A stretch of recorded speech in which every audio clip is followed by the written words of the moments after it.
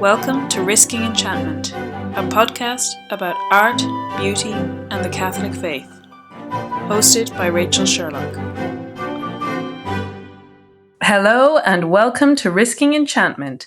For this week's episode, you've got myself, Rachel Sherlock, and joining me wonderfully again is Katie Marquette from the Born of Wonder podcast. Thank you so much for coming back on the show, Katie. Oh, of course, Rachel. It's always such a delight. Thank you for inviting me. And we seem to do these, is it biannual, semi-annual episode swaps where we go on each other's podcasts. So recently I was on Katie's podcast to talk about the one, the only Taylor Swift, which I had so much fun doing. And we maybe spent 20 minutes before this episode started recording talking more about Taylor Swift off the air. May have. But I thought it would be a good opportunity to take not a specific artist, but given that we clearly share a love of music, and I know from your podcast and reading your blog as well that you have a background in playing music as well, and that music has been a big part of your life. It's been a big part of my life, and I thought it would be really nice to have an episode dedicated.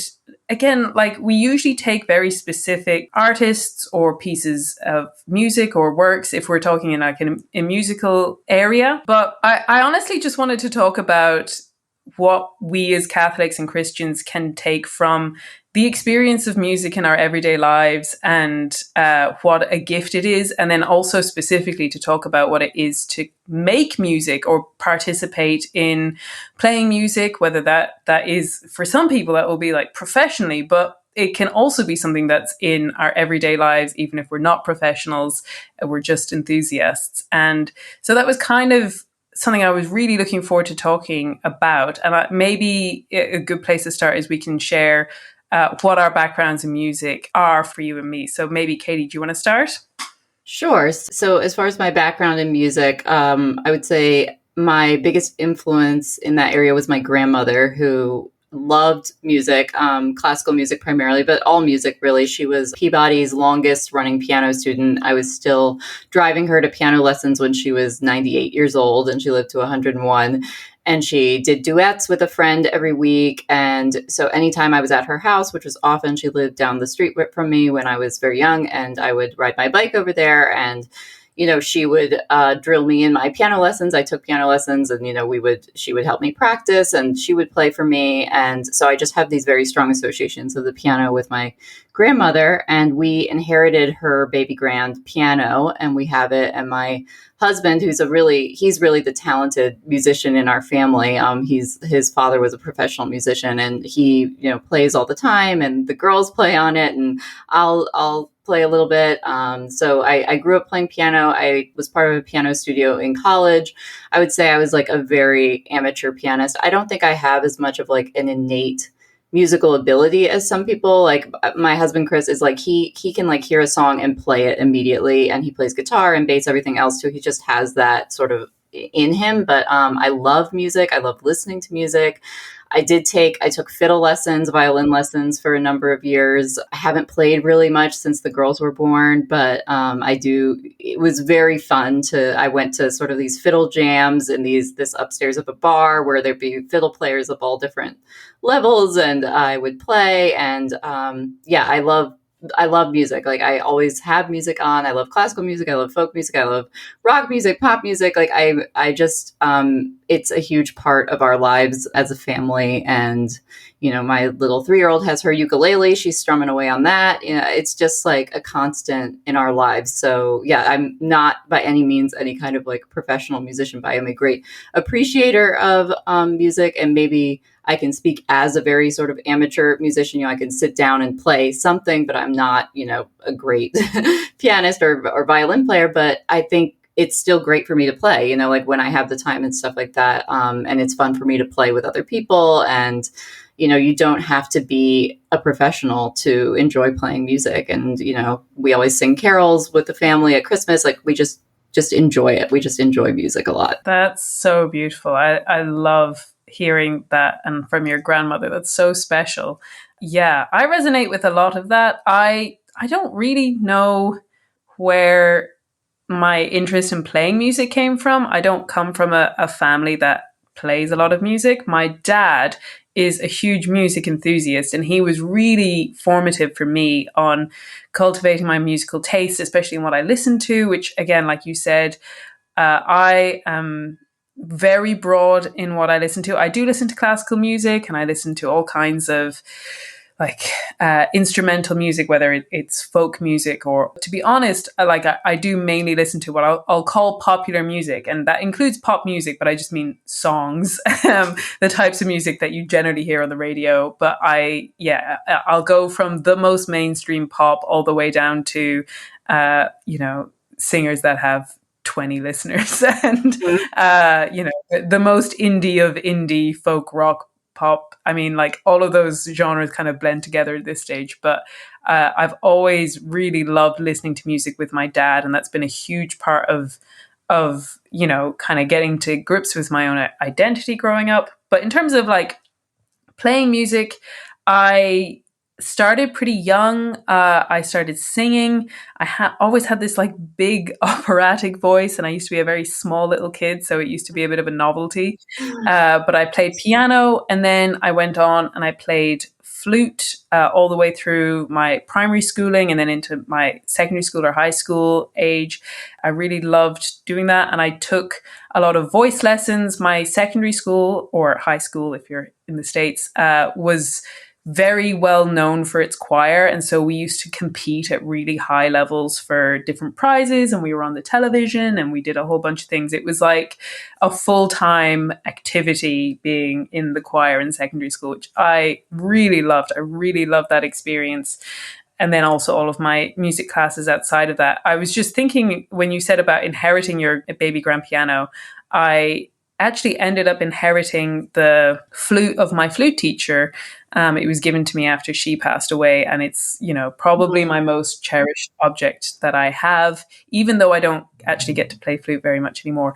But I went on and I did my undergrad in music. I did music in English. I think a lot of people associate me a lot more with English now. That's kind of the route that I ended up following after my undergraduate degree. But I did my undergrad majoring in music, and it was a really cool, broad, interesting program. I don't know what it's like anymore. It's I think it's about 10 years since I was in that program, but it was less like a conservatory for making, kind of the elite performers, and more just a general broad interest music as an arts degree. But it was so fun and interesting. You were obliged to learn a new instrument. If not every term, you had to pick up a new instrument every year.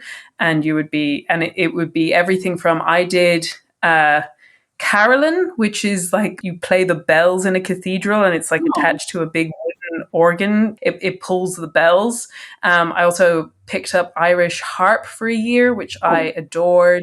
They had like a gamelan in the basement, which is this big bell-based orchestra that is, I think, from Indonesia. So it was very eclectic. We took classes my main classes were actually in film music, but we did everything from jazz, pop, Irish traditional music. I ended up, I didn't really select it. It was like, it was by default. I ended up in a class on heavy metal, which is not I'd have ever been to, but was actually such an interesting class. And I ended up loving taking that class, which I think goes into my general approach to music, which is that I'm very broad. I think there's a lot of things to get out of everything. I know there are some people who really want to focus Catholics only on listening to sacred music or music that's very explicitly God-centered. And I think there is such beauty in that. And I think I've even mentioned on this podcast before, I've recently gotten into, for a long time, I was kind of largely dismissive. It just didn't really speak to me. And I'll actually talk a little bit about why it didn't speak to me. But like kind of general praise and worship music, I was like, I don't think that's for me. But recently I've explored a lot more in that area, and I have found stuff that I really love. But yeah, for this episode, like, just to have sort of two caveats at the start. Firstly, that we're not really going to be talking about sacred music or what music is appropriate for mass or liturgical settings and any of those things. That's just a whole extra topic, and one that maybe I'll come to at another time, but it's just a whole other thing to dive into. But also just that I know that there's a lot of people who I think intuit something right about music, which is that it has an ability to impact us emotionally and impact how we're experiencing the world, which is the great thing about music. But because of that, have a lot of trepidation about either the kind of popular stuff that's on the radio or maybe certain genres, like I've mentioned, heavy metal or all of those things.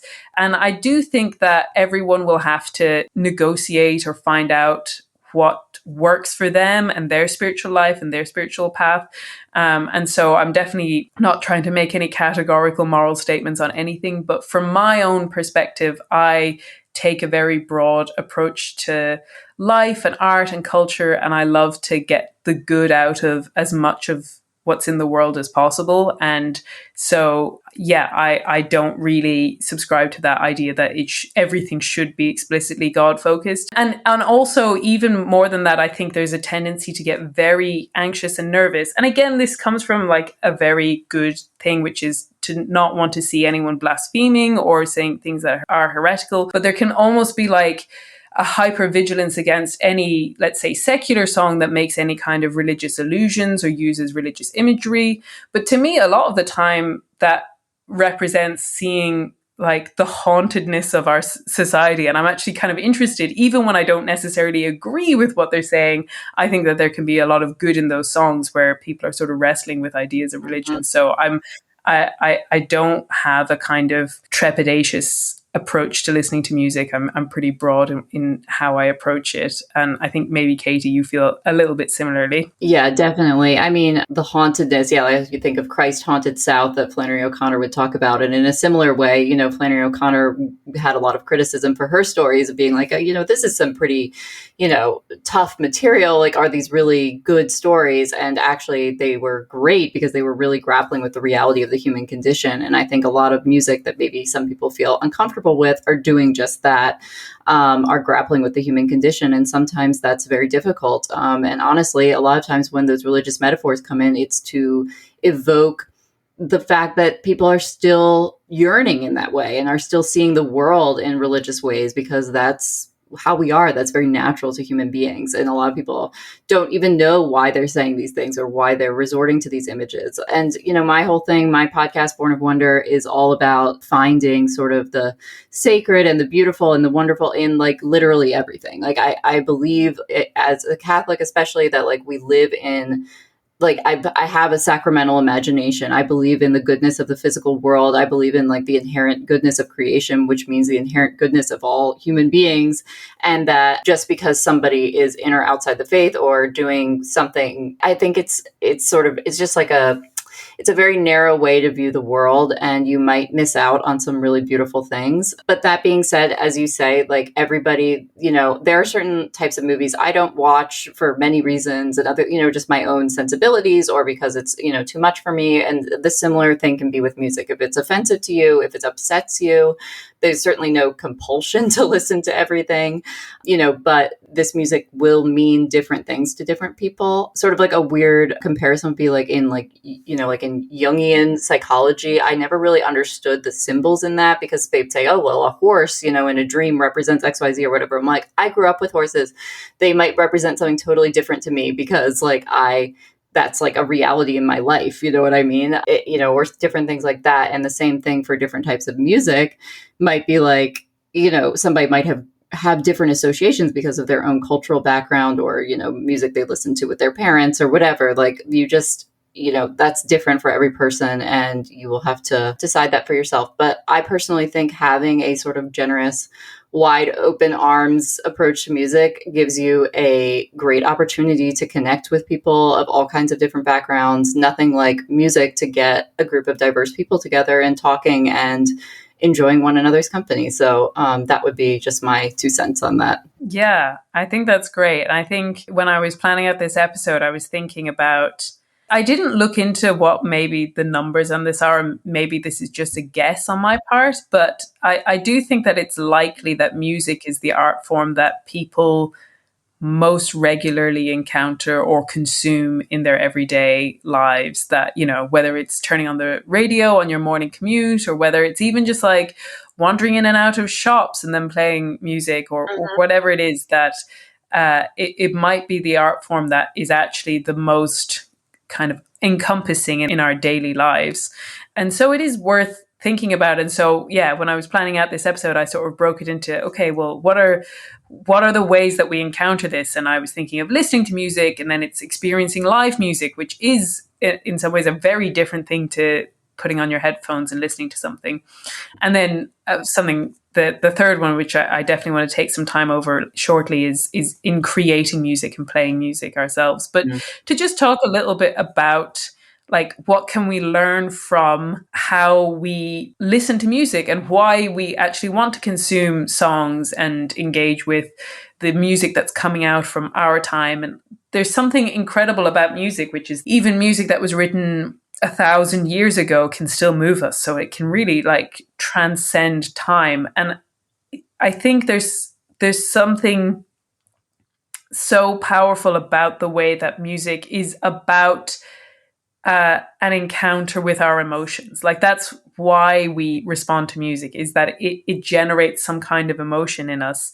And there was an article that I read when I was preparing for this episode, which was called "Music is Fundamentally Joy," says this professor of music. And he was making a really interesting point about that at its core, music expresses joy, even when it's about sadness and despair and those darker sides of the human experience, that at its core there is joy to it. And he made a really interesting analogy with the story of anointing Jesus with the perfume and the nard, and that was an expression of joy from Mary, but it was also a lament. It was a kind of a sad moment, but also an effusive moment. It was a waste. Isn't that what Judas says? That like we could have given this money to the poor. That like there's something overflowing about it, even in its sadness, that has a joy that's at the center, because joy, he kind of makes a point about it transcending even things like happiness, that joy is something kind of permanent within ourselves when we are united with Christ. And so he makes a really interesting point about how music is actually supposed to be something that impacts our feelings.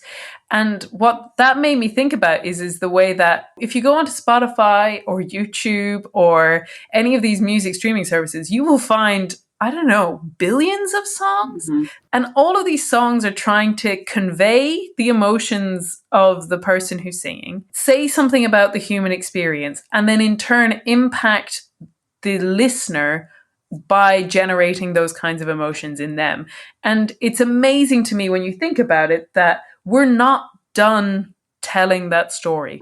We are not done finding ways to articulate what it's like to fall in love or to have your heart broken or to feel lonely. That, like, with all of the music that's ever been made and created in the world, that we're still not done delving into what it means to be human and what these feelings mean. And almost like what you were saying about how when we see songs that are referencing religious imagery, it's almost because it's intuiting that there's something profound about the human experience, that they want to elevate it to the point of saying that, like, there is something of religious importance about how I feel.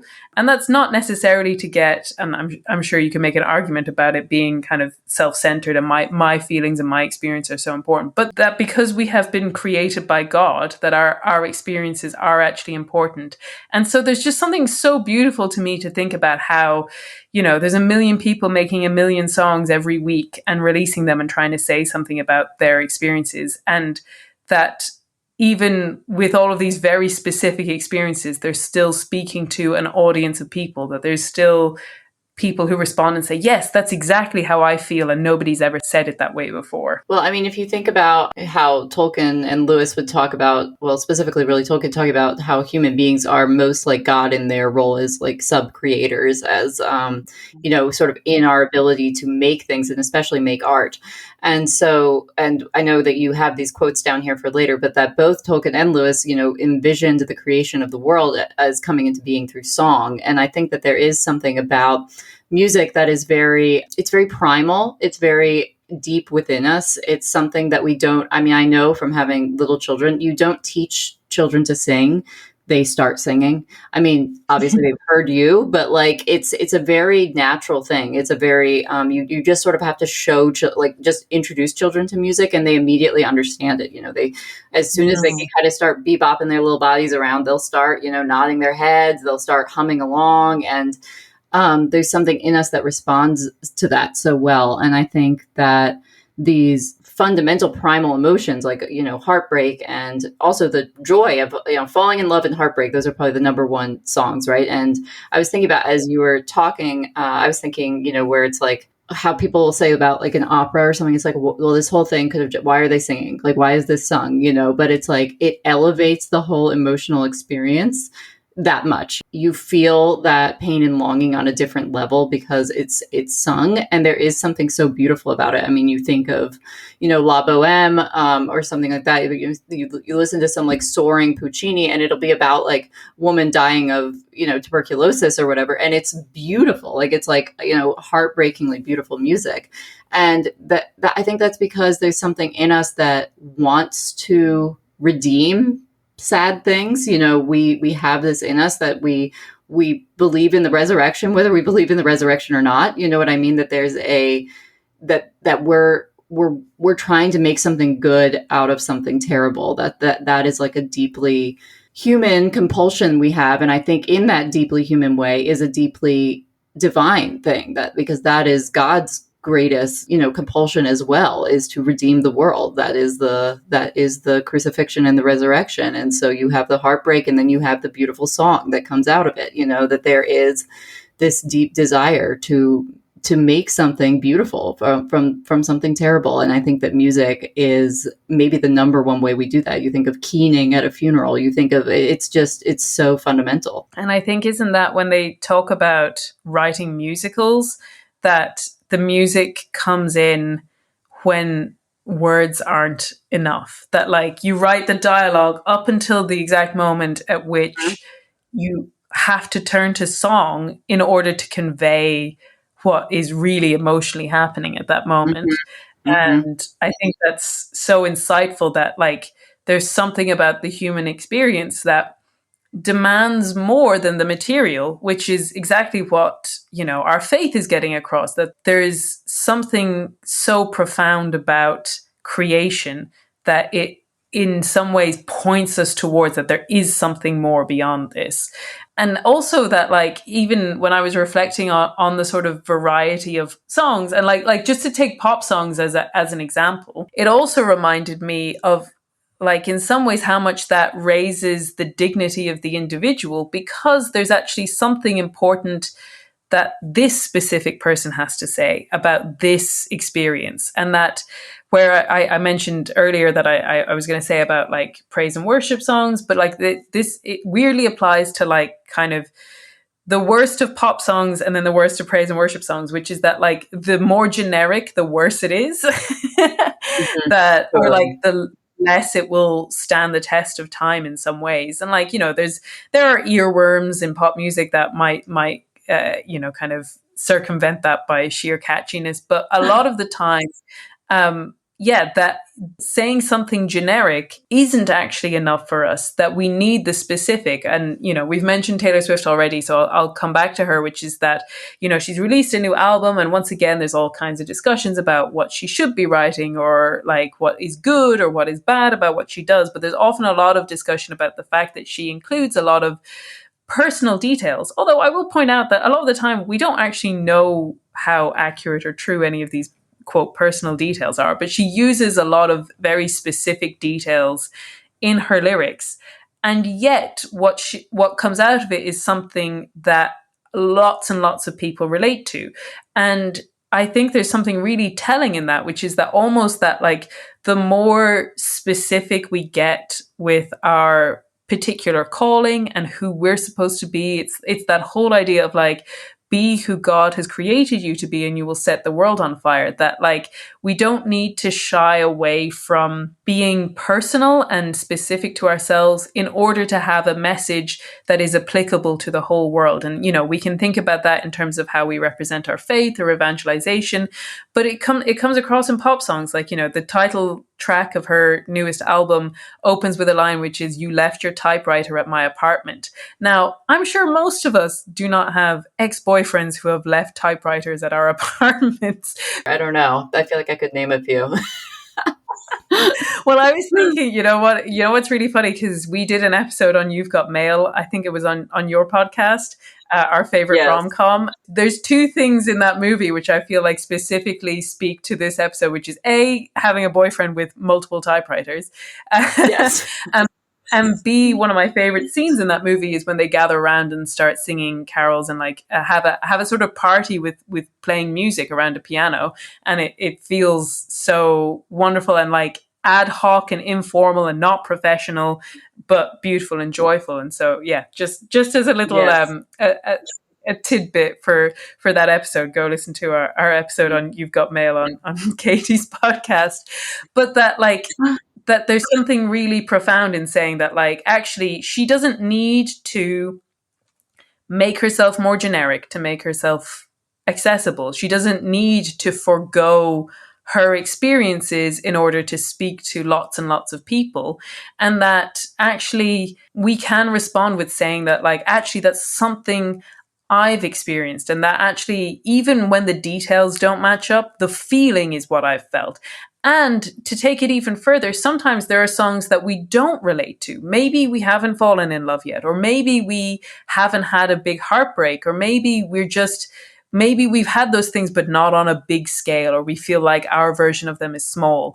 And first of all, I think that means that when we listen to music, it can ennoble our smaller versions of it. And I think we're going to come to that again when we're talking about creating music ourselves, that like you can see something in a big scale and then try to recreate it in a small way. And it actually gives your experience a kind of dignity.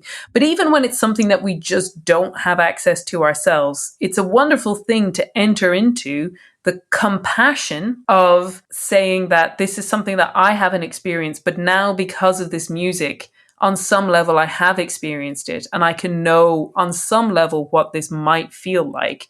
And it reminds me of, I think it was Bishop Barron in one of his talks about praying the Psalms as part of the divine office. And of course, the Psalms are songs, and saying that it's a beautiful thing that even on the days where you're feeling great, you might be praying the Psalms that are all about despair and how, you're sinking under the waves and all of these like big dramatic feelings, because it reminds you that there are other people in the world that are not having a great day and having an easy time of it, that like it unites us to that whole human experience, and at the same time speaks to everyone.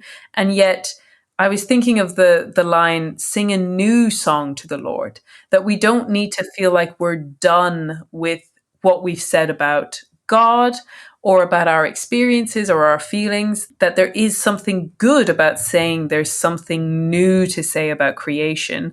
And that actually in that article that I was talking about, he was kind of saying that you mentioned how, and we're going to come to that again with Tolkien and Lewis, about creation and the creation story being a story of music being imbued into the world. And he makes a point about like that there is music in the world, whether humans exist, that like on some level, music is like a repeated pattern, whether that's like drips on a cave or bird song or those kinds of things.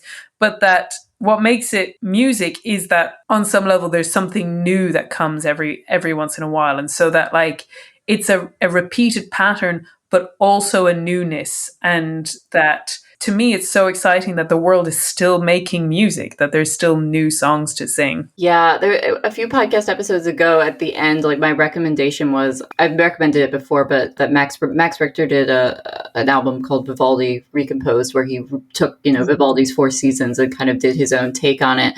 And like, that's like a good example. Like some people get very weird about people like playing around with the classics, God forbid anybody, listen to this dusty music and change it, and that's not to, I love Vivaldi. I love the Four Seasons, you know what I mean? But I think it's great to like re-engage with these things. And there was another album I recommended. I can send you later if you want to put in the show notes, but it's like a re-go at Bach as well. And I love those things because it makes you appreciate the original more as well when you go and listen to it, when you have these different ideas. And anybody who listens to a lot of classical music, my husband especially, he has like huge opinions about which pianists he likes, and like because you can do things very slow, you can do things fast, and it changes everything. And that's not good or bad. It's just like it's exciting. That's the engagement of music as it's happening. So yes, like even with music that already exists, sort of our engagement with it is bringing something new to it. And certainly the specificity of experience. We talked about that a bit on the episode we did of like Taylor Swift is a good example because she gets so much sort of flack for being so like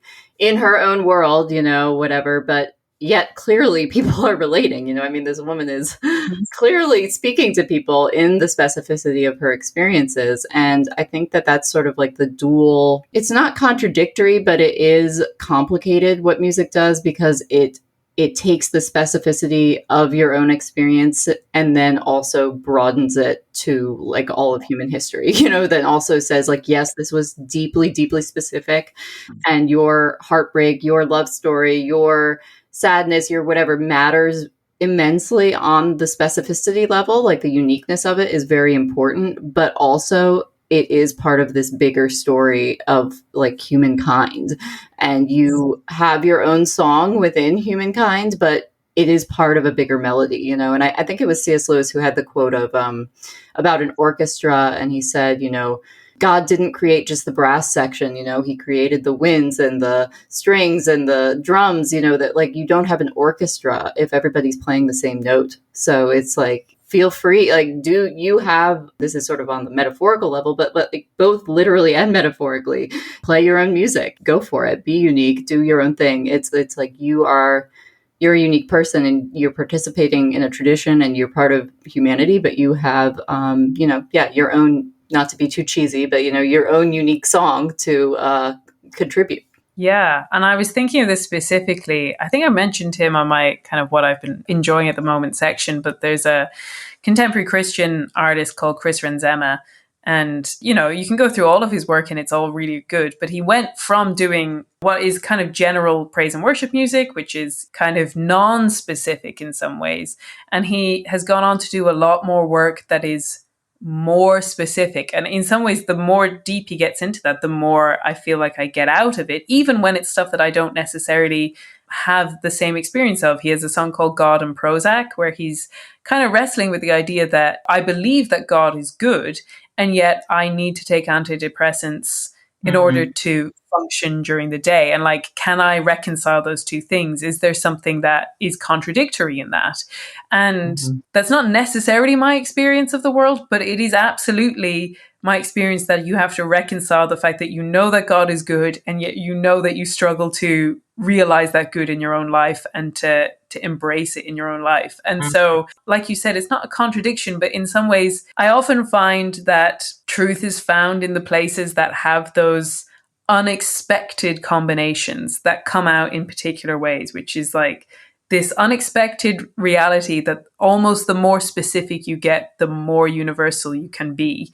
And that's a beautiful thing. And I mean, maybe that brings us into like my point too, which is experiencing live music, because I think that takes you from that personal experience of sticking your headphones on or sticking on your vinyl collection or whatever it is and having that experience yourself. But if you go and experience live music, or even like, it can be live music in the sense of going to a club where they're playing music where there are other people, or even if you just have a dance party with your friends, like having an experience where you are experiencing music with other people and they are also responding to it. But there's something about, especially concerts, because everyone's sort of chosen to show up and listen to this music together because they care about it. They're going to invest in the experience of it live, which again, there's something particular about seeing the music being created as you watch it that is kind of special to music, in that a painting is painted and then you see the painting, or a movie is made and then you see the movie, or a a book is written and then you pick up the book and you read it. But music, while there is a kind of a version of that, in that it's the version on your phone, it's the version that's the album, it's the official version, but there is also an experience of this music to be had where it is recreated live in front of you. And then, as we're going to go on to talk about, you could even be part of that. But, you know, there is just something particularly special about music that it can happen live in front of you. Yeah, and I think there's also something about when you experience live music, you know, music is not created like in a vacuum. It's not like created for your headphones, even though that's primarily how many of us listen, but like it was created, you know, with other people, with instruments, like there was like human beings in a setting making this. And I think that experiencing music sort of in the venue, which it's sort of supposed to be experienced, can add this whole other level to it. So if it's like, you know, a pop band or something that like you want to dance, you want to like enjoy yourself, and like you go and that energy is there. Like, yes, you can like, you know, play it in the shower and that's great. But like there's a whole other experience of like you're there and you're really experiencing the music sort of on the level that it was meant to be experienced. And like same thing when I lived in DC. DC has a number of like amazing jazz clubs, and I don't think it's around anymore, but it was a place called Bohemian Caverns, and it was like underground and had like these like, you know, tables and candlelight, and you'd go down there and they had like jazz musicians, and it was so cool. It was like, you know, you'd go there, you'd have your little cocktail, sit in your little corner with your candle, and you'd listen, and like the saxophone would just be like ricocheting off these dark walls, and it made you just feel the music in such a deep way. Or going to see, you know, an amazing symphony at the concert hall. You know, like I've talked, like I love Dvorak's New World Symphony. It's probably like my favorite piece of classical music, and it's always amazing to listen to, always amazing to like blast that. But seeing it at a concert hall, I was so moved by it. I mean, I distinctly remember thinking like in religious terms when I heard it, when they like do that last sort of triumphant note, I was like, this is it. Like, this is it. Like the fact that human beings made this is like the point of creation. Like it's done. Like this was made, and this is like so beautiful and triumphant. And like, that's like done for me. Like, you know, like the world makes sense to me now, like having had that experience.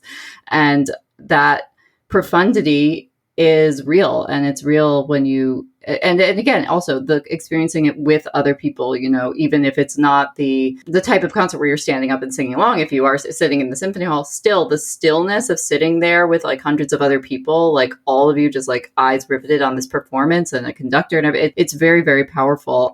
So it's powerful in seeing the musicians and also being part of an audience, like both of those things. And as we've discussed recently, like when we talked about Taylor Swift and stuff, that communal experience, being together, is an increasingly rare one in modern life, but one, as we also optimistically talked about, people I think are craving more and creating more opportunities for.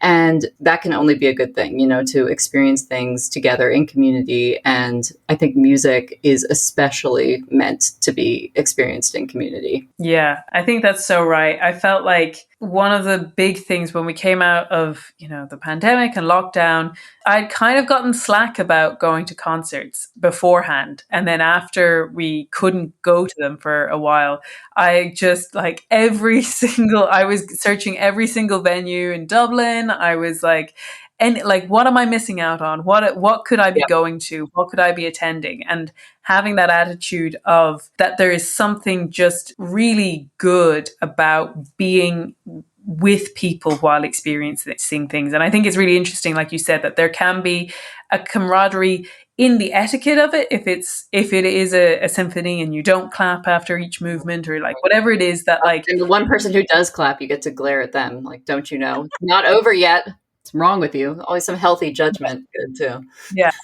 Or like, I always find it interesting when you, like, if I'm going to a concert at a kind of arena stadium, like there'll be the standing tickets at the front, there's the seated tickets further back. Are you standing for the actual concert bit? Are you seated for the actual concert bit? There's always like a negotiation that kind of goes along with the thing, you know? Yeah. So it's interesting to find the kind of etiquette. And actually, when I started going to concerts after lockdown, I ended up going to a lot of concerts on my own, which is something that I'm used to doing. I had to do it a lot when I was at university because we would be required to go to certain concerts and whatever. So I was very used to that. It didn't intimidate me.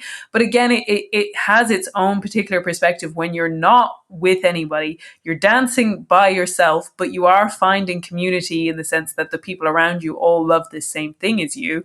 And so that's a very interesting and humanizing experience where you can't have the crutch of like turning to your friend and talking or singing the song to your friend, that you just have to be out there on your own, enjoying this on your own, but also with people. Yeah. But what you were saying was also really reminding me of, and this maybe kind of brings us into the creating music section.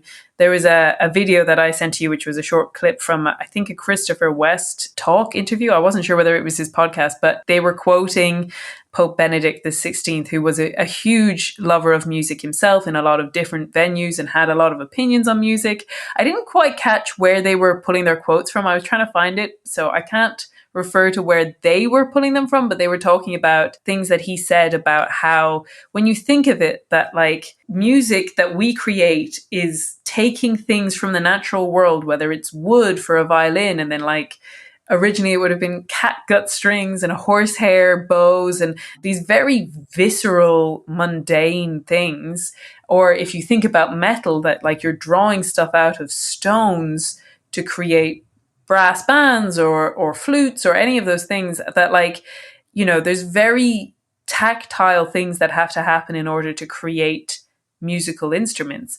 And so you can see it as like drawing music out of creation, out of a world that is already imbued with music itself. Like the reason that we can create music out of these things is maybe because there is a deeper godly music at the center of them. Yeah, I mean, totally. Like, well, I forgot to mention some of my youthful endeavors in music. One of them was when I was 7, I was in something called the Junkyard Band, where we just would find anything and make it into a musical instrument. So, yeah, it, like, you know, and with kids, like, you know, we go outside, my daughter finds a stick and is drumming on a rock. I mean, it's like we do that very instinctually, and it can seem sort of like a primitive thing or something, but it's actually that's just what we're doing. The same thing. That's exactly what we're doing with a violin or a guitar. Like we've just fashioned, you know, things from the natural world and made music from them. And sort of on that level, we are very connected to creation. I think it's no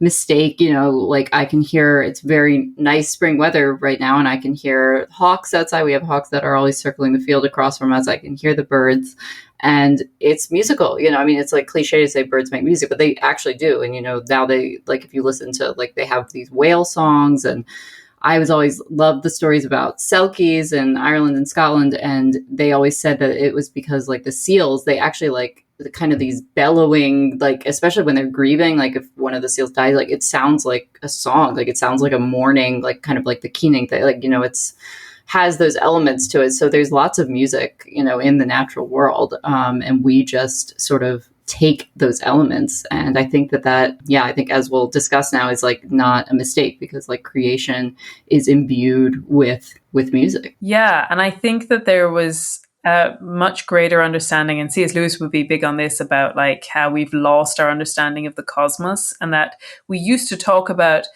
the heavenly spheres as having a kind of music. And that was because, you know, music is that really interesting point of artistic and emotional expression meets sort of mathematical quantifiability, that like this is something that happens in time and has rhythms that are speaking to the passage of time. And I think our faith gives us this clear understanding that this is all part and parcel. This makes sense when we think of a creator God. We'll come to our sort of literary examples in a second, but I just want to go back to that article I was referencing, which is talking about music is fundamentally joy. But he says, imagine the world as cosmic harmony. While Pythagoras would say that the harmony of the world is perfect, Clement says that the harmony is broken because of sin. But Christ has a new melody. He retunes the world and creates the symphony where he is one with our music. This means that we humans join in with a music that is already happening. The angels were already praising God, right? It's important to get away from a human-centered approach to worship, as if we're the only creatures that really matter or that we're somehow exceptional from the rest of creation. No, we're just part of creation, a very important part, and we're part of a redemption and have a special song to sing. Mm. And I just think that's so beautiful. And I like, it just really strikes me. We've talked about Tolkien, we've talked about Lewis, that these were people who thought really clearly and profoundly about what it means to create worlds. And like, this is what we're going to be talking about, subcreation, creators creating. But to think about what the process of creating a world might entail. And both of them, in quite different ways, came up with creation stories that were primarily founded on music. So if you go to the Silmarillion, and it starts with a story of music, you've got Ilúvatar and speaking to the Ainur and saying that like, you're going to be part of this musical experience, and that's going to be what fills the void. So he says, then Ilúvatar said to them, of the theme I have declared to you, I will now make you in harmony together a great music. And since I have kindled you with the flame imperishable, ye shall show forth your powers in adorning this theme, each with his own thoughts and devices, if he will. But I will sit and hearken and be glad that through you great beauty has been wakened in song. But when they were come into the void, Ilúvatar said to them, behold your music. And he showed to them a vision, giving to them sight where before there was only hearing. And they saw a new world made visible before them. And it was globed amid the void, and it was sustained therein, but was not of it. I mean, like, this is such biblical language for Tolkien. Yes. And of course, he has such an interesting thing, which is Melkor bringing in his sort of disharmony, and this is where evil comes into the world. And it's so interesting how it can be there in the foundation of the world, but not of the goodness, but still redeemed by the goodness. And I just think it's so interesting to say, behold your music. That's and to show them the world. And then, of course, if we think of the magician's nephew, you've got Aslan, that growling sound that the people from, whether it's Diggory and it's Polly and it's the cabbie and the horse and a motley crew of people sort of watching this world come into being. And it says, in the darkness, something was happening at last. A voice had begun to sing. It was very far away, and Diggory found it hard to decide from which direction it was coming. Sometimes it seemed to come from all directions at once. Sometimes he almost thought it was coming out of the earth beneath them. Its lower notes were deep enough to be the voice of the earth herself. There were no words, there was hardly even a tune, but it was, beyond comparison, the most beautiful noise he had ever heard. It was so beautiful he could hardly bear it. Then two wonders happened at the same time. One was that the voice was suddenly joined by other voices, more voices than you could possibly count. They were in harmony with it, but far higher up in the scale, cold, tinkling, silvery voices. The second wonder was that the blackness overhead all at once was blazing with stars. And then it goes on to say that all this time, the lion's song and his stately prowl to and fro, backwards and forwards, was going on. What was rather alarming was that at each turn he came a little nearer. Polly was finding the song more and more interesting because she thought she was beginning to see the connection between the music and the things that were happening. When a line of dark firs sprang up on a ridge about 100 yards away, she felt they were connected with a series of deep, prolonged notes which the lion had sung a second before. And when he burst into a rapid series of lighter notes, she was not surprised to see primroses suddenly appearing in every direction. Thus, with an unspeakable thrill, she felt quite certain that all the things that were coming, as she said, out of the lion's head. When you listened to his song, you heard the things he was making up. When you looked round you, you saw them. It was so exciting that she had no time to be afraid. I always loved that scene so much. Like, it just is so, because of sort of the sensory elements of the music and everything, you can just, it's very immersive. Like, I always just thought it was such a beautiful, compelling, and otherworldly way that Lewis brings us into that creation moment. Absolutely. And I think they have intuited something right about music, which is that as much as we're going to talk about creating music as a physical thing you can do, there's an intangible quality to music which speaks to something like hovering between incarnation and spirituality, that like it's having a physical effect on you, it's coming from vibrations in your eardrums, but that it itself can't be seen or touched. It can only be heard, which logically is intangible in that way, that it speaks to something beyond. And I love both of those descriptions of like, yeah, how a world comes into being through music. And I think there are even suggestions of like the earth song in the Bible where, you know, it says things like the earth groans, or the heavens and the earth shall declare the glory of the Lord. Mm. All of those things to me speak to song on some level.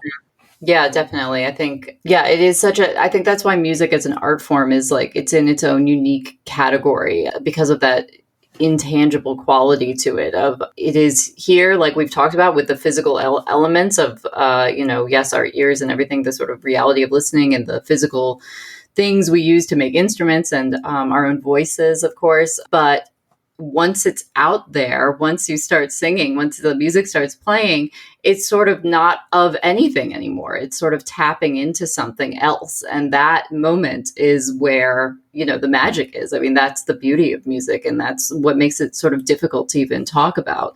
But I think anybody who listens to music, anybody who loves music, knows exactly what we're talking about. You know that feeling, you know that response that you have. And of course, our emotions are very altered by music. I mean, film scores, they understand, obviously I am a huge fan of film scores. Like when you said that you study films, like I listen to film scores all the time. My writing playlist is all film scores. And to talk about elevating a day, if I'm having like a tough day with the kids, I'm like, I'm going to put on like some epic background music or something some beautiful soundtrack. And suddenly like a tantrum seems much more poetic. There's like, it's like, oh, this is nice. It's part of this grand story that I'm living. But, and obviously that can be manipulated. And there certainly are movies that are extremely heavy handed with their score. But when it's done correctly, it's like in that creation way of Aslan, of like Polly seeing the music and the creation happening and it making sense. Like, that like there's a human emotion happening and an accompanying music with it. And that is appropriate, that there's like a dialogue happening there and an elevation, like a validity to it. It helps your emotions feel like they have an outlet, like they have a profundity. So yeah, it's a complicated relationship and it's difficult to talk about. But I think that both Lewis and Tolkien were getting at that idea. Yeah, I think film music is so interesting, especially when you like take the time to actually think, which we take it as so given, but there's no actual reason why we should have obviously put music in films. Right. I know, obviously, I know film history, like silent films, and they had to, but even with silent films, okay, maybe you're just trying to fill the sound space with like a load of people watching the same thing, but there is something like it is interesting to note that we felt like it was important to add music to this other type of storytelling. It's very interesting to see how the music is almost in the creation process in this kind of storytelling, much like Lewis or Tolkien is talking about it as like forming the basis of the worlds that they're creating. And I know Pope Benedict has a couple of quotes such as an art, music can be a particularly important way of proclaiming Christ because it succeeds in making his mystery perceptible with an eloquence all its own, which I think is so fitting, that like it is rendering something that can't be revealed in the physical world in a kind of spiritual way.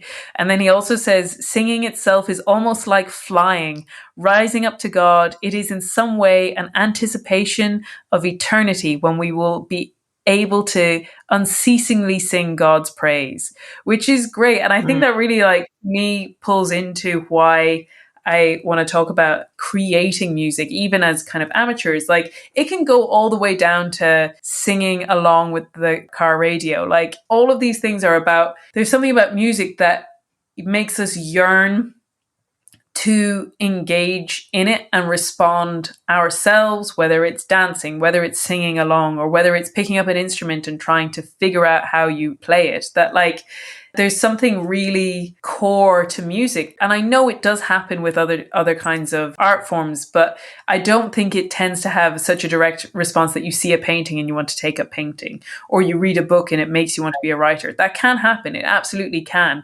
but I think it's a more common experience. And in some ways that like it almost makes music more like a craft. Like the more I get into crafts, like I'm Phoebe, the other host on this podcast, and my flatmate has been teaching me how to do knitting, and I've just made she's also teaching me how to sew clothes, and I finally made an item of clothing myself. And the more you do those things, the more you look around the world and say like, maybe I could make that, and maybe I could make this for myself. And I think that in that way, music is almost like, yeah, somewhere between like an art and then what we consider like a craft, and those two categories can be very muddied and like in some ways unfairly designated, and some things are held up as like important and other things as not important. But I do think that there's just something beautiful in the way that music evokes a kind of response from us. And it reminds me of like, this is a very kind of, maybe like I was saying about like specific experiences maybe being universal. I don't know whether anyone else has this experience, but I love swimming, and I love swimming in nature. And I have this deep sense, I swim a lot in the river where my parents live. And this is almost more true of like river and lake swimming than it is even of sea swimming. But that like one of the things I love most about swimming is that I have this deep feeling that the best view is within the view. Mm. And that is like when you're in the river itself, that's the best view of the river. Mm. And that like there's something really beautiful about loving a song and then taking it and saying, well, I want to play it. And I think that can be in an individual way. Like I've mentioned that I have started playing a lot more music. My friends have been running an open mic, and I went to my first one this time last year, literally this month last year. And I remember I went to one open mic, and I had been fortunate enough to get a bonus at work that year. And I pretty much immediately went out and spent my entire bonus on buying an electric piano for my flat, which is something that I had been quote unquote doing for years, being like, oh, I'll get a piano, but I had put off and like was not important to me. And I felt like, oh, I probably won't use it. And I remember when I was buying it, I was like, this is like, a chunk of money, and am I going to get the use out of it? Am I wasting my money here? And like genuinely my biggest problem since then has been spending too much time playing piano. I love that. But like I will put off all of my chores. I've even been known to occasionally like not get around to making myself dinner because I'll be like, oh, I'll just keep playing piano. It'll be fine. Yeah. And it's been so fun. And then to go even further than that, not just because I think there's something beautiful about like if we're saying that creation is music, and so that when somebody writes music and produces music, they're kind of distilling something that is within creation and funneling it through their experience and expressing it themselves and writing it themselves. And that in its way is its own form of sub-creation, and they're doing something kind of unique. But then even within that, us like little, humble people, maybe less kind of artistically genius or whatever it is, we can hear that music and say, well, I want to make it in my little way. And is it going to be better than the version that's on my iPhone? No, but it will be the version that I am singing for myself, that I am playing for myself. And then to even like to take that a step further and to bring it into a group of people, because that's the thing that I've loved most about the open mics, is not just performing and having like a point to whether I play piano that week or not, like having a deadline of saying I'm going to be performing something, so I better have learned something. That is its own good. But my favorite thing has been actually getting together with my friends and collaborating and bringing in and saying, okay, could you do some vocals on this? Do you think we could add guitar? Would you have time to figure out what the glockenspiel bit is there, or whatever it is? And like, or even like on the evening, like I have such talented friends. Sometimes you'll be like, hey, I'm landing this on you, but like it's in the key of E flat major. Do you think you could like play cello along to this? And making it happen and having it be collaborative. And I think I've had two experiences of creating music in groups, and one, they've both been great. But like if I look to, my university days, or like specifically when I was in a choir, you're one of many and you're following a leader, and your role is to be kind of subsumed into the greater part. And occasionally maybe you'll have like a little bit of a solo, but you're kind of following somebody else's path, which I think also teaches us a lot about our place and our discipline and our egos and all of those things.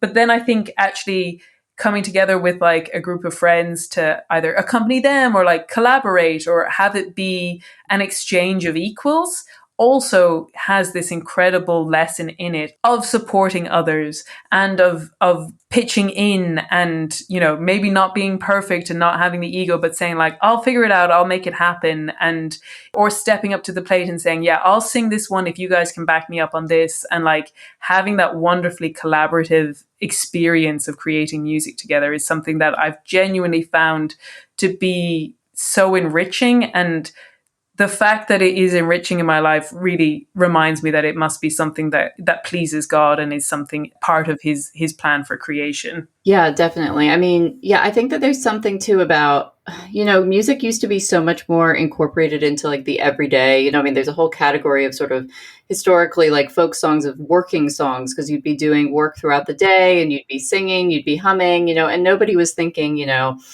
do I have perfect pitch? You know, nobody was thinking this way. They were just singing. They were singing together. They were engaged in music. And the same thing with sort of, we forget that because we have music at our fingertips, like it would be such a value for somebody to learn an instrument, like because that would be your source of music. You know, that would be the source of music in your community. So like people of varying abilities were playing music together all the time. And that was how you experienced music. So I think that people sometimes feel a lot of trepidation about, because we've siphoned music off to like either you're professional or you're like quote unquote good and you get to do music and everyone else like gets to sit and listen. But really it's really meant for everyone, because as we've sort of established throughout this episode is that like music is a human thing. It's part of the human experience. And some of us will have more inherent ability. You know, some of us are, you know, we're more naturally good artists or good writers or good at math or engineering or whatever. Like we all have our strong suits. But music, it would be a shame not to experience it because, you know, you're worried that you'll sing a little off key or something. You know, like I am like a huge fan of musicals, love musicals. And my sister and I would watch musicals together all the time. And like our car rides were, you know, us singing like Angel of Music together and just like, you know, Les Mis, like you name it, all the Rodgers and Hammerstein, just like singing together all the time, singing on the swing set. And I'm sure it wasn't that great, but we had so much fun. And it really gave us such like an immersion in that music, such a joy to sing together. And like, oh, my other instrument experience is that like we all picked an instrument in 6th grade. And my best friend and I decided to play the baritone horn, which if anybody knows what it is, it's like a miniature tuba. It's like not the most feminine music. You know, all the other girls picked like flute and we were there and we had these giant instruments and we would be lugging them around. And I actually switched schools in 7th grade and I had my baritone horn with me. And so I was like carrying my baritone horn around to classes. So I was just like the nerdiest looking individual, like kid, but it was so fun for my best friend and I to play these baritone horns together. And again, objectively, I don't know how great it was for anybody to listen to, but we had so much fun playing together. Yeah, I mean, I have so many examples of like just playing music with people, singing with people. During the pandemic, when, you know, my husband and I played a lot of music together. He would play the piano, I would play the violin. We learned a lot of music scores. We learned the Ludlows. We learned from Legends of the Fall, which is one of my favorite melodies. We learned, you know, Riders of Rohan. Nothing like playing that on the violin. It's so much fun. But it, like, as you say, you make it your own. In doing that, it's really fun and important to partake in this yourself in whatever capacity feels right to you. You know, I mean, maybe you aren't particularly musical, but maybe, yeah, like maybe go to a karaoke night with your friends, or if there's a lot of places around here, you will have like a jam session and maybe, you know, like 3 chords on the guitar and just like go and like, yeah, you know, like why not, you know, and feel free to, you know, we always, like I said earlier, we do try to do carols at Christmas time and, you know, gather around the piano and just like give people opportunities to make music together. And there is a certain energy there. And it's not about it being perfect, but it's about participating and, yeah, the joy of the music, enjoying it. I think people should feel free to do that. Yeah. And that like, there's just a beauty in getting stuck in. And like I kind of said, like that humility of saying, my version is not going to be better necessarily, probably not than the official version, but that, yeah, there is something beautiful in having a go at it yourself. And I know from my own musical experience, and I think a lot of this just comes with age or that maybe there's like a disposition, but you know, when I was doing music as a teenager, I was so focused on it as like a, I think I had such an academic lens at the time that it was such a like pedantic, I have to get all the notes right. And because I was playing a lot of classical music, which is very technical. And so it was just, can you get the runs on the piano? Can you get can you hit all of those notes on this endless semi-quaver piece by Bach on on the flute? And that was beautiful. And like, I'm not denigrating that at all, but it was funny because like I said, I did it at undergrad and then I went off and did other things. And I look back and I can see that there was like, while music would continue to be important to me, there was definitely a break in my life where I kind of said, I think maybe at the end of my music degree, I kind of realized that I was not going to make a profession out of it, that I wasn't going to be at that caliber, that I just didn't think I had it in me to have that ambition and be that kind of excellence that requires. And that I felt like I could more properly pursue that in kind of an English area. And so I gave up playing music for about 10 years, which is a long time. And to think of it going from being such a central part of my everyday life to like not being in it. And then you think that like, oh, well, now I'm older, like I'm never going to come back to that. That was something I did when I was a kid. But actually to have it come back around in a very different way, which is getting stuck in, getting muddy with it, like literally even like really basic things. I had never sat down and like learned how to play chords to accompany people on piano. Like I always felt like I could play, whatever it was, 15, 20 pieces to exam standard. And that was what I could play. And I couldn't play anything else like that. Like there was only the songs that I had learned and that was it. Whereas now, because like it's a different venue, and I have a different mentality. It's like, I'll sit down without having ever seen a song before and just have some chords in front of me and go, okay, I'll be good to go. That's fine. And feeling like you can be not perfect and be muddy and figure it out as you're going, and even like as you're performing it, and yet make something kind of that has legs and keeps going, and you get through it and like supports somebody else or whatever it is, that you can get stuck in this more loose way that has a sense of freedom about it, which I think is just beautiful. Like I think there is a beautiful when you see someone who's really excellent and has every single note down. But I honestly feel like, like I said, I do think some of it just comes from me being older. I look back at myself as a teenager and think like, oh, she was so keen to have the answer right all the time. Yeah. And now I just don't have that kind of obsession. And I'm a much better piano player than I ever was when I was doing any of my exams. And it's kind of crazy to me, but like also a beautiful thing that it's never too late. Coming back into playing music has made me really remember that like you can write stuff off too easily and say like, that's something I used to do. And maybe it's still something that's like out of reach for you, whether it's because you're running around after little kids or just like your particular setup isn't the right time for whatever hobby it is that you have had to give up. But never forget that like life in its way is very long, and you can actually come back around to things and have them become part of your life again. And that like it's not wasted when you spend time on something that is creative and expressive and has that sense of uniting us to God in that creative expression. Yeah, I think about that a lot in my experience of playing fiddle because, like I said, I really haven't played it in years now, but I took it up, as an adult after I worked at a radio station, and there was a band that came every year for around Christmas time, and they did sort of like a winter solstice concert, like beautiful folk music from all around, and the fiddle player is just amazing, and he's like a well-known guy in the area. And after they came one day, and I was the engineer on that radio session, and I like messaged him after, and I was like, I was just in one of those moods where I was like, do you give lessons? Like, do you have any openings? He was like, sure. And so I just took it up, and it was so much fun. And he actually had the attitude, because I grew up with the same as you, like, classical piano lessons, which is like very precise. You got your drills and your, scales and everything like that. And, you learn the pieces, you get the notes right. Yeah. And that's what I had known as lessons. And so it was very interesting to come and take lessons with somebody from this who's really playing fiddle, which is different than, taking violin lessons, because we learned sort of the basics. And then we got right into songs, and he was very encouraging of me to improvise, to, like feel the, like, okay, you need to learn like a few, ways for you to get to the next bridge, like so that you can play, because the whole point of fiddle music is to play with other people and to play live. And also quite quickly, he had me going to these jam sessions he would host with all of his students of varying abilities, that it was just like in the top of a pub, and everybody would be playing, and it'd be like, throw out a song, and I would know some of the songs, I wouldn't know the others, and he'd be like, just go, like just play. And that was great. It was a very different way of experiencing music, and I loved it. I really enjoyed it. And then I have 2 kids, 3 and under, and I just don't have time to play. And it wasn't an instrument I grew up with. So I feel like I've lost a lot of my, understanding of it. I mean, I think I could still play it a little bit when I pick it up, but I don't get too upset about it, because I'm like, that wasn't wasted time. That gave me a lot of joy to do that.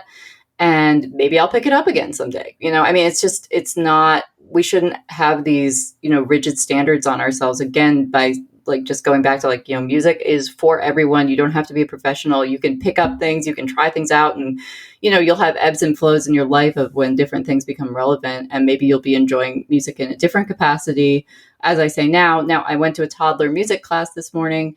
Not exactly the concert experience that I love the most, but, live music, and I'm there for it. And my toddler is bebopping her feet. So, like there's a season for everything. Yeah, absolutely. And that, like, to get us out of that mentality of saying that things are only worthwhile when we can be at like industry professional level standard, or we could make money out of them, or any of those things, that it's great when you find people who have the talent and the ambition to do that. But just because you make in your small way doesn't mean that it's wasted time. Not everything has to be part of a big commercial endeavor or a lifelong dream of yours. It can actually, like, we need to kind of reclaim the idea of hobbies on some level as well. And, I'd love to reach out to her again. I was talking to a writer called J.R.R, and she had a talk at the Ethics and Culture conference that I was at, which was about making things. And that, like, the more we get involved in tactile things and making things and not just consuming them, that we are becoming more ourselves, and we actually form a deeper connection to God in the way that we're living. The more kind of invested in a physical way we are in the things that we do, which I really, really loved, and I love that idea. But yeah, I think that is maybe a roundup moment for us. I guess, I mean, maybe I was going to ask, what are you enjoying at the moment? I won't restrict you to music. You don't have to say something musical, but is there anything that you're enjoying at the moment? Well, I mean, I don't know exactly when you're airing this, so my episode that I'm doing on this probably is already out. I did an interview with a woman named Maddie Dabrowski, who's written some very good essays about sort of the theology in Les Miserables.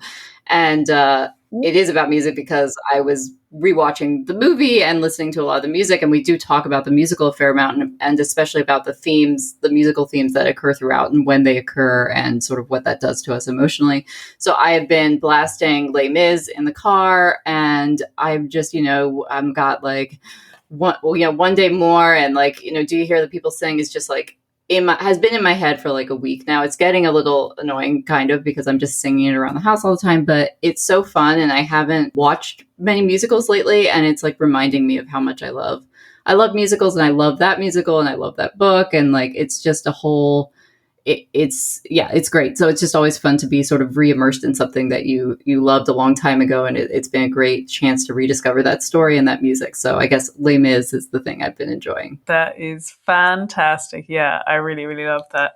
I'm going to say something which isn't strictly music, but it also does relate to music, which is, I'm a little late to the game on this, but I have been enjoying the TV show Detectorists, which is I think it's a BBC show. It's a UK TV show, at least. It's very quaint. It falls in the category of comedy, but it rarely tries hard to make you laugh. It's more gentle and kind of tender, I would say. It's about 2 guys who, like, their hobby is having metal detectors and going out and trying to find gold, but it's shot beautifully. I think the creator Mackenzie Cook, who's one of the main actors as well, said that like it was he tried to make it like if Thomas Hardy was making a TV show, what would he make? And it's so pastoral, and the cinematography for it is just so beautiful. But the music as well is so moving, and the music is done by Johnny Flynn, who is a great musical artist. I would really recommend him. Listeners may know him as he's also the guy who played Mr. Knightley in the newest Emma, the Autumn de Wilde Emma that came out recently. So he's a man of many talents, but he does the music for this TV series. So that's what I would recommend is Detectorists. And other than that, Katie, do you want to direct people to how to find you online and listen to your podcast and read your writing? Sure. Yeah. So Born of Wonder is the name of the podcast. So you can just look that up wherever you listen to podcasts. You can go to bornofwonder.com, which will kind of, you can learn more about what I do, and it'll sort of redirect you to all the other sites. But I'm on Substack primarily, which, if you're not familiar with Substack, it's like a blog platform. It's an email newsletter platform. So I do a lot of essays. I did 2 essays on Taylor Swift, so you can go back and look at those if you want. So yeah, anything and everything, really. I take that very seriously. So you can find me on Substack. And I should mention also that I'm leading a pilgrimage to Ireland in October with Christy Eisinger, and I'm determined that we will be meeting up with Rachel, and, hopefully she can show us around. At the very least, it would I'm going to meet up with her. I don't know what everyone else is doing, but I'm leaving the group and grabbing a drink with Rachel. So I hope that anyone else can join us too. But so yeah, the details about that are on the website as well. If you just go to Born of Wonder, there's a tab for Ireland, so you can check that out. Absolutely. I was just talking about how excited I am for you guys to come. And yeah, I would love to be involved and hopefully meet anyone who would like to meet up. It's very exciting for me. But that's fantastic. I will be sure to put all of the links in my show description, as well as all of my regular links. Like if you want to sign up to the email list to get emails whenever we have episodes coming out. And you can also follow me on social media. I'm at Seeking Watson, and the podcast is at Risking Enchantment Podcast on Instagram. I'm also on Twitter or X, but I don't really post there. I pretty much only post about new episodes of the podcast. So there's probably better ways to find that information. But yeah, that was pretty much it for this episode. Thank you again so much for joining us, Katie. It's always so wonderful to talk to you. And I can't wait to have you back on again, hopefully sometime in the not too distant future. Oh yeah, I would love that. Our chats are always so life-giving to me. So thank you so much for having me on. And thanks to everyone for listening. Goodbye. Bye. This has been Risking Enchantment. Music by Kevin MacLeod. You can follow me on Instagram and Twitter with the handle @SeekingWatson. And you can find out more about me and the podcast at rachelsherlock.com. Thank you and God bless.